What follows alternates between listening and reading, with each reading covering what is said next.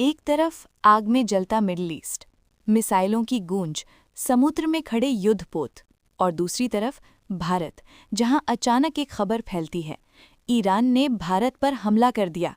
लाखों लोग डर जाते हैं, सोशल मीडिया पर अफरा तफरी मच जाती है। लेकिन क्या ये सच है या फिर एक ऐसा झूठ जो पूरी दुनिया को गुमराह कर रहा है?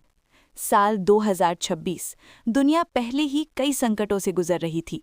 तभी अचानक अमेरिका और इजरायल ने ईरान पर बड़े पैमाने पर हवाई हमले शुरू कर दिए। लक्ष्य थे तेल के ठिकाने, न्यूक्लियर फैसिलिटी और मिलिट्री बेसिस। कुछ ही घंटों में ईरान के कई शहरों में धमाके गूंज उठे। दुनिया समझ चुकी थी ये कोई छोटा ऑपरेशन नहीं, ये एक बड़े युद्ध की शुरुआत है। लेकिन ईरान इतनी आसानी से हार मानने वाला नहीं था। उसने जवाब दिया, ड्रोन, मिसाइल और साइबर अटैक्स के साथ। गल्फ रीजन में मौजूद अमेरिकी ठिकानों पर हमले हुए, तेल के प्लांट जल उठे, और तभी दुनिया का सबसे अहम रास्ता स्ट्रेट ऑफ हॉर्मुज़ युद्ध का मैदान बन गया।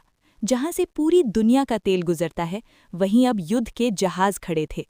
हर पल एक नई टक्कर का खतरा। तेल की सप्लाई रुकने लगी, कीमतें आसमान छूने लगीं, देशों की इकोनॉमी हिलने लगी, स्टॉक मार्केट गिरने लगे, और इसी केओस के बीच सोशल मीडिया पर एक खबर वायरल हुई।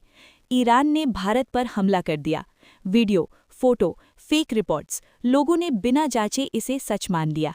लेकिन जब सच्चाई सामने आई तो कहानी बिल्कुल अलग थी। ईरान ने भारत पर कोई हमला नहीं किया था। भारत इस युद्ध का हिस्सा ही नहीं था, बल्कि भारत ने दोनों पक्षों से शांति की अपील की और अपने नागरिकों को सुरक्षित रहने की सलाह दी।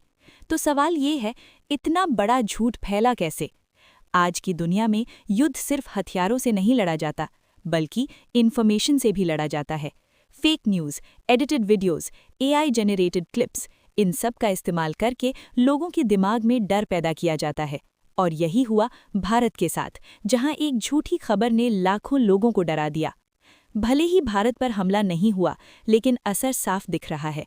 तेल महंगा हो रहा है, महंगाई बढ़ रही है, इकोनॉमी पर दबाव है, गल्फ देशों में रहने वाले भारतीय खतरे में हैं। यानी युद्ध भले दूर हो, लेकिन उसकी आग भारत तक पहुंच रही है।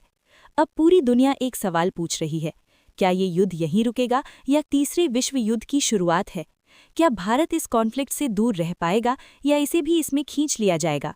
लेकिन एक बात साफ है, आज के समय में सिर्फ युद्ध से नहीं, बल्कि झूठ से भी बचना जरूरी है, क्योंकि कभी-कभी एक झूठ पूरी दुनिया को हिला सकता है। सच्चाई जानिए, क्योंकि डर हमेशा सच नहीं होता।